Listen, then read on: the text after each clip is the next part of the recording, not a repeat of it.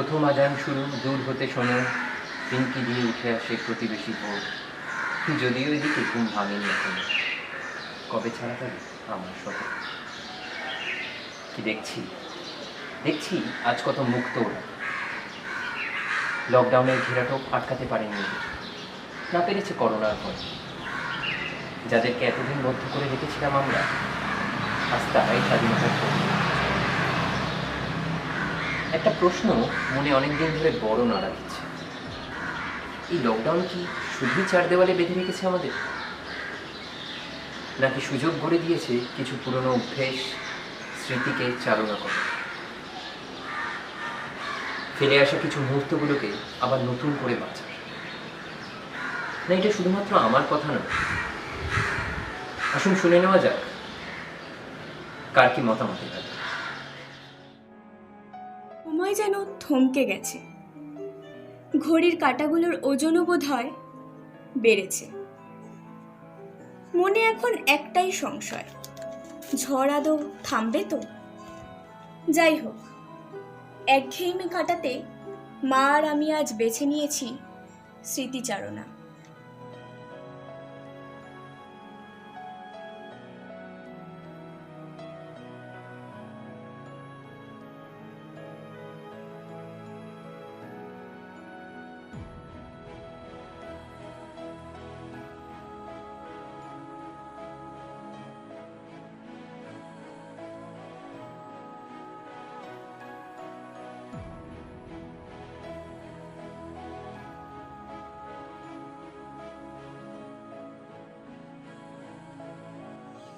নারায়ণ গঙ্গোপাধ্যায় লিখেছিলেন, বর্তমানের দাবিটা এত জোরালো যে অতীতের দিকে ফিরে তাকানোর অবসরটুকু নেই।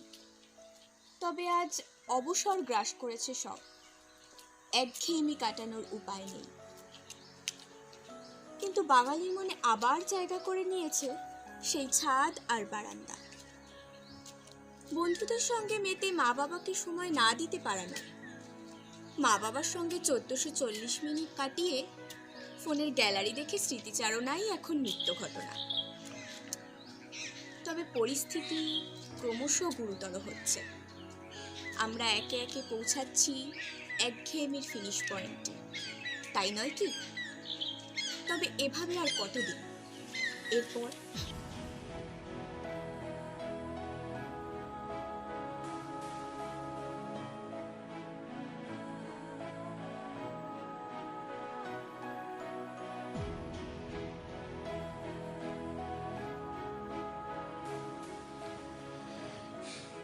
এতক্ষণ আপনারা যেটা দেখলেন সেটাই এখন আমার প্রতিদিনকার রুটিন।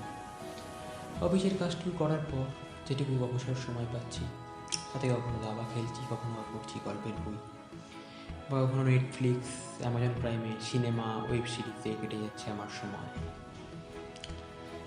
আমি জানি এটা শুধু আমার একার গল্প নয়।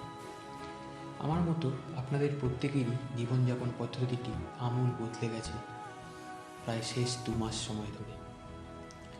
কি ভাবছেন, এইসব কিছুর মধ্যে দিয়ে আমরা কি সকলেই খুব ভালো আছি? না, আসলে আমরা কেউ ভালো নেই। আমরা সকলেই ভালো থাকার অভিনয় করে চলেছি প্রতিদিন, আর একটু একটু করে এগিয়ে চলেছি এমন এক অনিশ্চিত অভূতপূর্ব ভবিষ্যতের দিকে, যা সমগ্র বিশ্বের মানুষ প্রত্যক্ষ করেনি এর আগে কখনোই। কিন্তু এই লকডাউন যেদিন শুরু হয়েছিল সেদিন আমাদের মনে হয়েছিল আমাদের এতদিনের না জানা, না শেখা, না পড়া সমস্ত কিছুকেই কত অনায়াসেই না আমরা পূরণ করে ফেলতে পারবো এই দীর্ঘ অবসর সময়ে। কিন্তু সেই অসম্পূর্ণতার সমুদ্রে পূর্ণতার বালুরাশি কতটুকুই বা ছড়িয়ে দিতে পেরেছি আমরা। উপরন্তু উত্তরোত্তর বৃদ্ধি পেয়ে চলেছে আমাদের অকাল মৃত্যু ভয় আর অনিশ্চিত ভবিষ্যতের জন্য আশঙ্কা। এই লকডাউন পরবর্তীকালীন সময় আমাদের দেশ যে প্রবল অর্থনৈতিক মন্দার মুখে পড়তে চলেছে, তার ফলে জীবিকাচ্যুত হয়ে পড়বে কত মানুষ। এই প্রসঙ্গে বলতে হয় আমার এক বন্ধুর কথা। ও একটা ছোট প্রাইভেট কোম্পানিতে চাকরি করে। ওর বাবা মারা যায় আজ থেকে প্রায় 4 বছর আগে। তারপর থেকেই সংসারের সমস্ত দায়িত্ব এসে পড়ে ওর কাঁধে। কিন্তু এই দুর্দিনে হঠাৎ করেই ওর চাকরিটা হারানোর মুখে। ওর মতোই আমাদের দেশের আরও লক্ষ লক্ষ মানুষ জানে না এই আসন্ন বিপর্যয় থেকে মুক্তির উপায় কী। শুধু কি তাই, এই লকডাউন যাদের উপার্জনে থাবা বসাতে পারেনি বিন্দুমাত্র, তারাও কি সকলে খুব ভালো আছে, খুব সুখে আছে? না, তারাও কি খুব সুখে নেই। যেমন ধরুন না আমার নিজের কথাই। আমি আজ প্রায় শেষ 2 মাস ধরে বাড়ি থেকে কাজ করছি, কিন্তু মাঝে মাঝে যখন আয়নায় চোখ পড়ে যায় তখন নিজেকেই নিজের কাছে কেমন অচেনা বলে মনে হয়।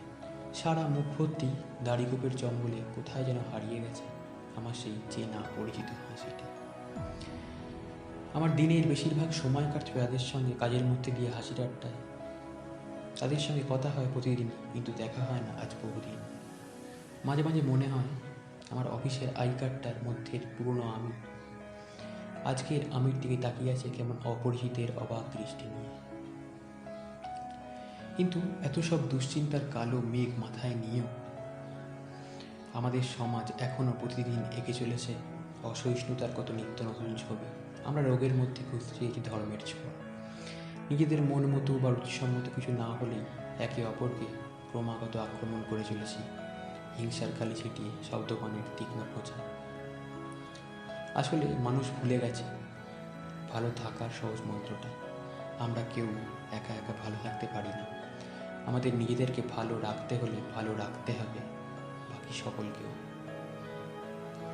শেষে শুধু একটাই কথা বলার, এই গৃহবন্দিত্বের দিন, এই স্থবির সময় একদিন নিশ্চিত শেষ হয়ে আসবে। কিন্তু এরপর যে ভয়ঙ্কর আগামী তার শতচ্ছিন্ন বিধ্বস্ত মুখ নিয়ে আমাদের সামনে এসে দাঁড়াবে, তার মোকাবিলা করার মতো সাহস সামর্থ্য আমাদের আছে তো? একটিবার ভেবে দেখুন তো, কি দুঃসময় আসতে চলেছে এরপর।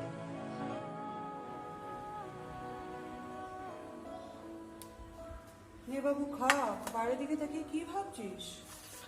আর খেতে ইচ্ছা করছে না মা।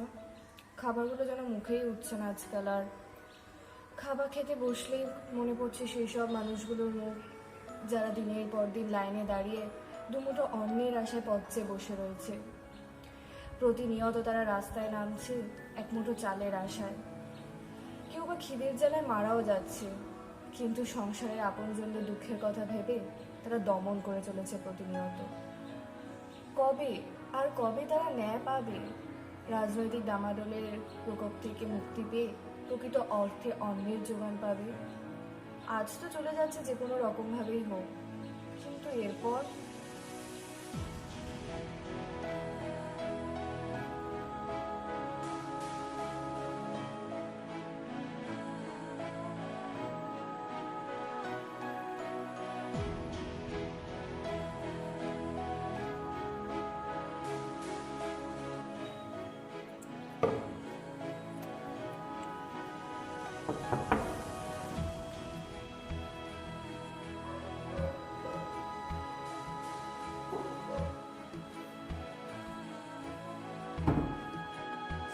Life is full of surprises.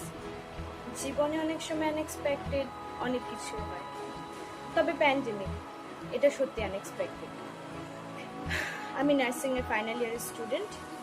গত 13 দিন ধরে রূপমের সেই একলা ঘর আমার দেশ, সেই গানটা কাতরস্থ করে এ ঘরটা দিয়ে আছি। কারণ হোম কোয়ারেন্টাইন বললে ভুল বলা হবে, সেলফ কোয়ারেন্টাইন। সেই থেকে আমার একা থাকা, একা খাওয়া দাওয়া, একা ঘুমোনো।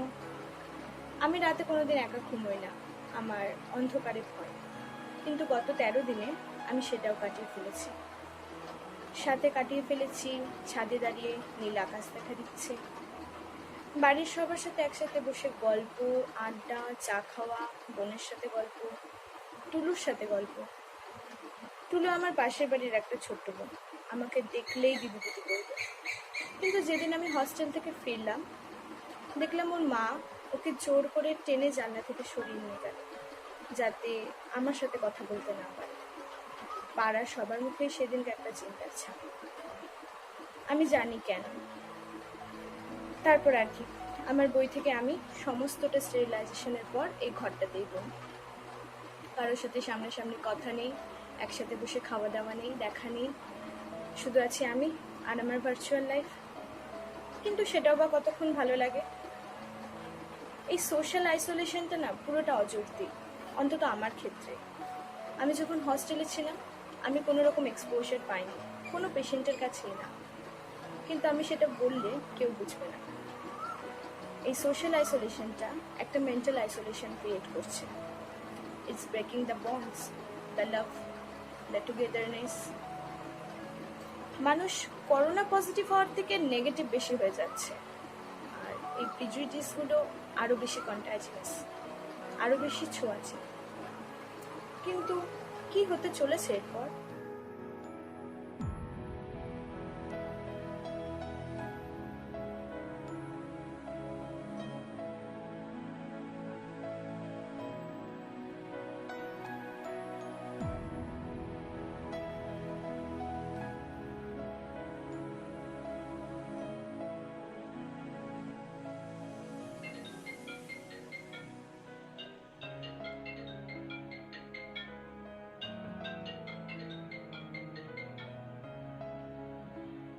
হ্যালো,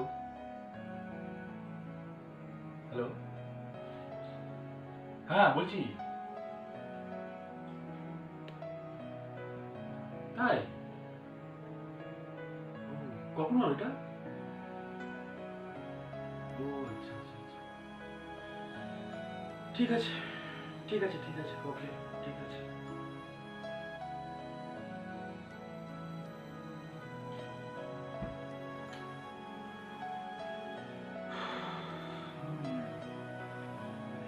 কি হলো দাদা? আরে সেই রহিম বলে একজন অফিসে রয়ে গেছে।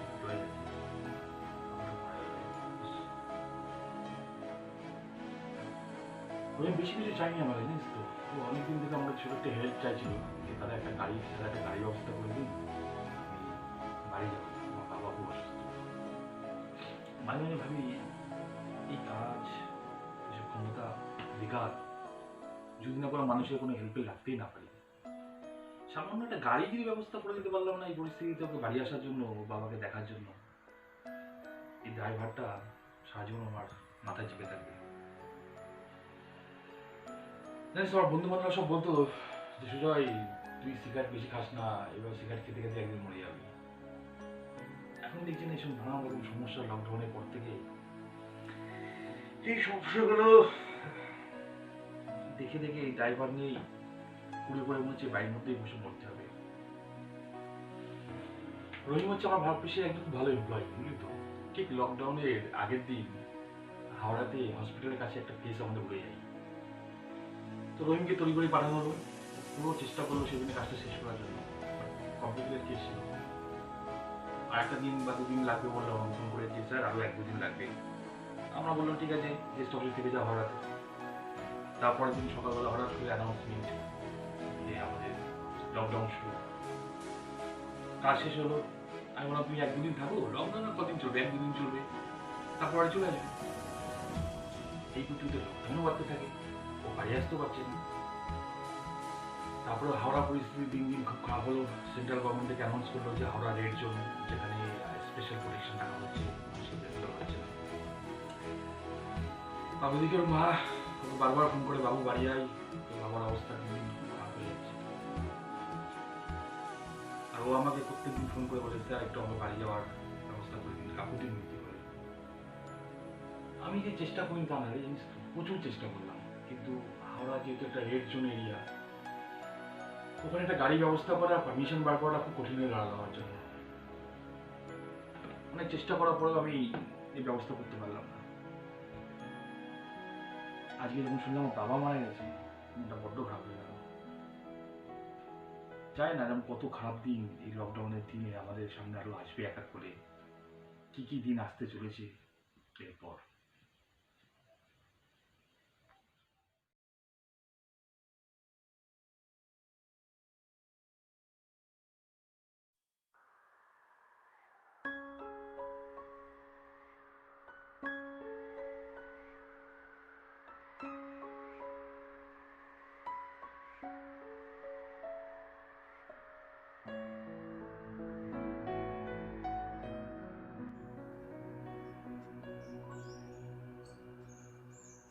কি দেখছি বাইরের দিকে?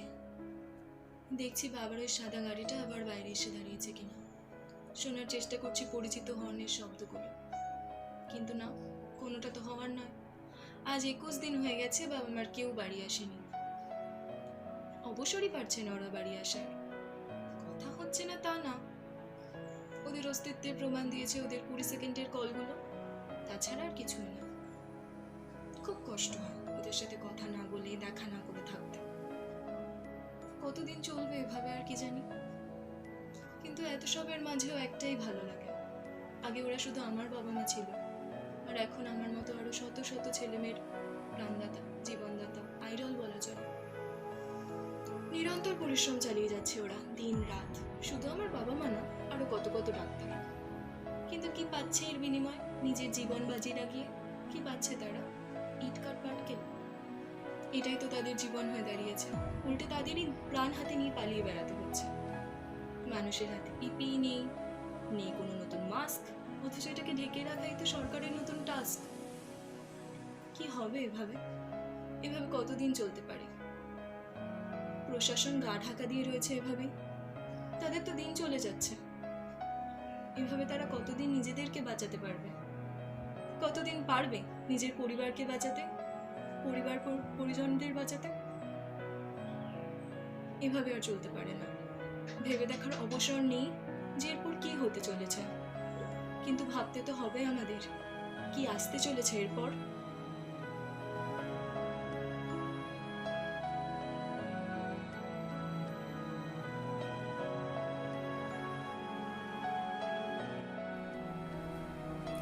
এইসব পরিস্থিতি দেখে কয়েকটা লাইন মাথায় আসছে। শিক্ষিতরা আজ শিক্ষা ভুলে চরম অশিক্ষিত, বুদ্ধিজীবীরা বুদ্ধি হারিয়ে নির্বাক ও কিংকর্তব্যহীন। সমাজ ব্যবস্থাটাকে যারা চালাচ্ছে, সমাজ আজ তাদের প্রতি বড্ড বেশি রুখে। এরকম ভাবে চলতে পারলে বাঁচতে পারবো তো আমরা? ফিরে পেতে পারবো তো আমাদের আগের জীবনটাকে? নাকি এর থেকেও কঠিন সময়ের মুখোমুখি হতে চলেছি? কি আসতে চলেছে এরপর?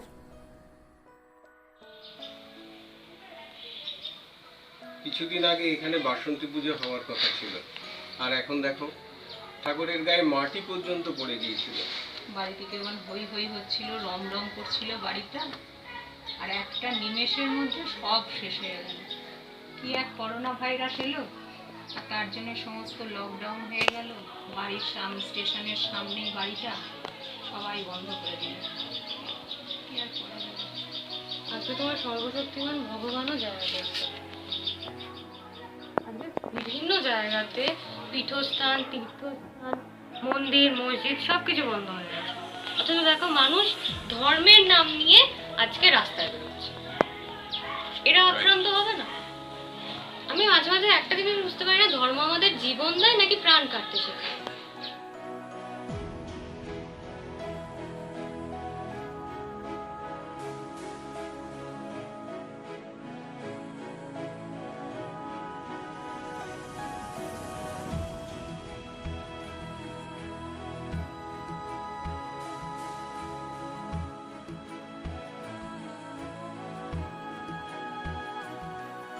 চারিদিকের এই কঠিন সময় দেখে আমার কিছু লাইন মনে পড়ে যাচ্ছে। দুটো রুটি বেশি পাবে, পইতে খোলো আগে, মকুব হয়ে যাবে সুদ, তসবি ছেড়ে এসো। মিলবে না সুবিধে যদি গির্জা ভালো লাগে, যেখানে যেমন পারে শর্ত দেয় দেশও। গরিব লোকের ধর্ম বিক্রি হয়ে যাওয়া, এ হাতে ও হাতে ঘোরা খাবার তাকিদে, বাকিরা চালায় দেশ, পারে লাগে হাওয়া।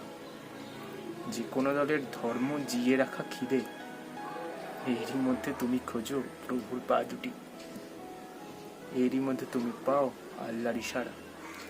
বিশ্বাসে মিলায় খিদে, বিক্রি করলে রুটি, তাদের শাসাও দেখি ভাগ করে যারা। যে দেশে পেটেই জলে অধিকাংশ চিতা, সে দেশে বিশ্বাস পণ্য, ধর্ম বিলাসিতা। হ্যাঁ, এটা ঠিক। এই করোনার জোরে আমরা পেয়ে গেছি অবসর যাপনের কিছু সময়, পেরেছি পরিবারের মানুষগুলোর সন্নিকটে থাকতে। কিন্তু শুধু কি তাই? এই করোনার আবহে কত কিছুই না বদলে গেল, আরও কত কিছু বদলাবে হয়তো।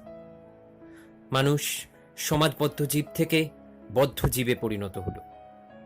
ডমিনো থিওরিতে বিশ্বাসী ক্যাপিটালিস্ট দেশও কমিউনিস্ট নীতি প্রয়োগ করল। শিক্ষা, প্রযুক্তি, টাকা নিজেদের মধ্যে হাসাহাসি করল কিছুক্ষণ। বিশ্ব অর্থনীতির রেখা অদৃশ্য হলো। ঘন্টা বাজানো হলো, বাজি ফাটানো হলো, পুলিশ পেটালো, পুলিশকে পেটানো হলো।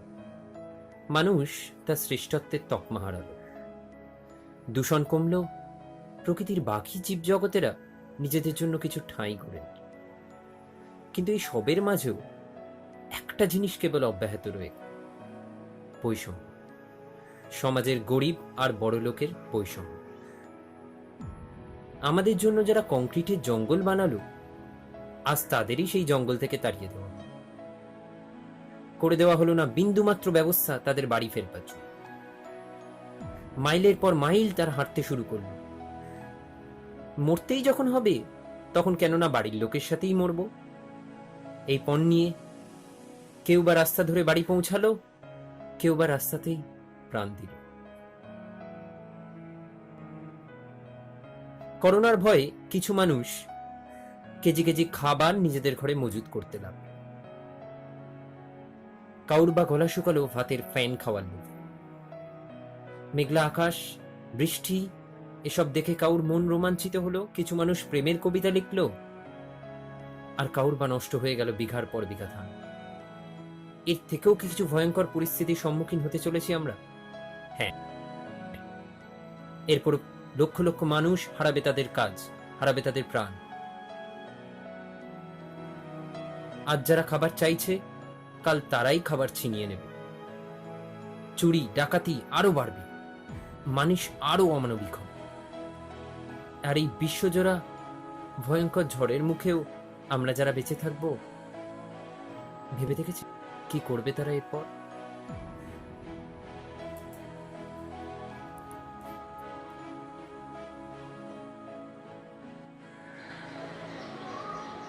আমাদের কাছে উত্তরটা জানা, তাই প্রশ্নটা রয়ে গেল আপনাদের কাছে। জানা থাকলে অবশ্যই